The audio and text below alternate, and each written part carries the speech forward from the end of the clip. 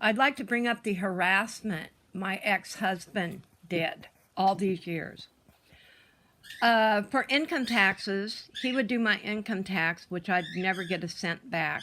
I had H&R Block do it, and I got money back. He holds on to and harasses me about papers saying he paid the house payment. No, he didn't make the house payment. It came out of the money he owed me. Actually, if I took this to court, all those payments that I was paying all those years in that house, you'd have to give me half of that back. I know that to be correct. You're kind of sitting on something that might just blow another hole in your ass. Robert, you have withheld tax information from me, so I have to file extensions. While you were in the house, you stole all my papers for my taxes, so I didn't have any of them. They're all gone. On top of that, you stole the title from my car. I mean, you just kept going. You kept stealing stuff. You stole my birth certificate, one of them, and you have my ID, and I would just about bet on that you guys have called people in my name. I wouldn't even have to bet on that. I know that for certain. You and those sisters drummed that up. You stood behind them so they could sign my name to insurance papers. That makes you just as guilty because you're a criminal.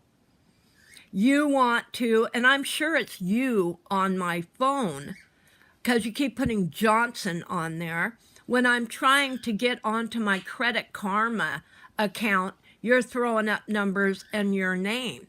I find that very strange.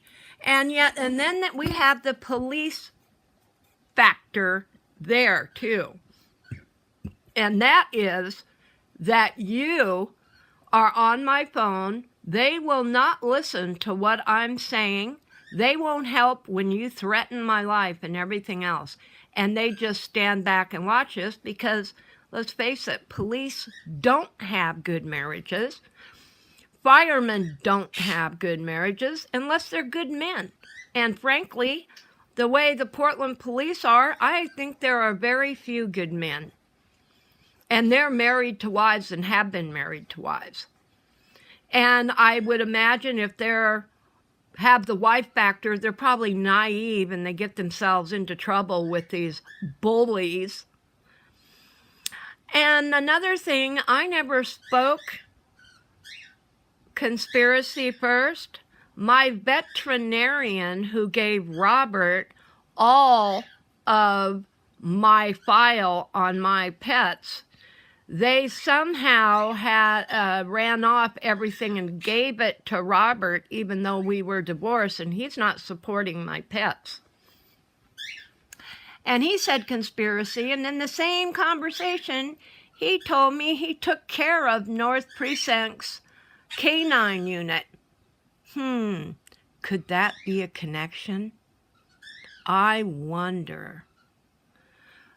Well, on YouTube, this guy he went over to Northeast Killingsworth where the police parked their car. That guy did me the biggest favor because he was harassing them with the camera, taking pictures of their license plates. Bingo! I had me some direct hits in front of my house that matched up with their cars. Oh my goodness, how rotten can you guys be? He's my friend. I do it because Robert's my friend, and I'm doing it for Sean. That comes over my electronics. Whoever is singing the blues must have a big hole in his head to be able to do something like this to someone who didn't do anything. Suzette threw Ronnie out of the house for a drug addict boyfriend. Ronnie came to our house, and I treated Ronnie well. Ronnie told me stories about your household, Suzette, which I find pretty interesting. Your son we supported. Your son we saw through high school. And he deserved a funeral, Suzette. You wanted to keep that away from everybody because you have a sick mind. You know? And then you sat behind me and said, I kicked your chair. I was sitting in front of you. How could I kick your chair? That's the most absurd thing I've ever heard in my life. I remember that whole thing like it was yesterday. Obviously, from all the cocaine you harfed up your nose, you don't remember a fucking thing, do you? And I think because of your mental illness and your diabetes, there's something wrong with your head. People that use dead husbands to harass the sister and say, you screwed this man, you screwed that man, your men were beneath me. Remember what I said? I had pretty boys, not ugly ones that abuse people. That's what you had. Let's not make any mistakes. That is what you had.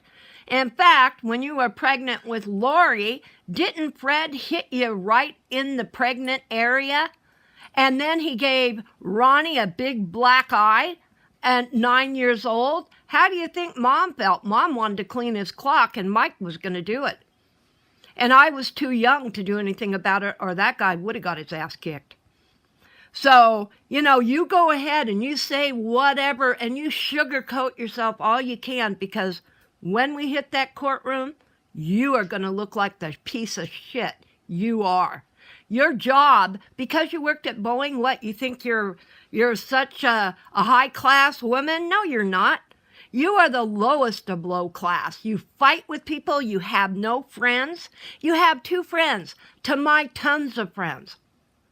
Lifelong friends. You can't even say that. Oh, yeah, you talk to Pam once in a while, and doesn't her ex-boyfriend Elton work for the railroad? I do believe he does. And don't you talk to him? Don't you talk to these people online? I think you've made up something and got yourself involved in something that's going to flush your ass down the toilet.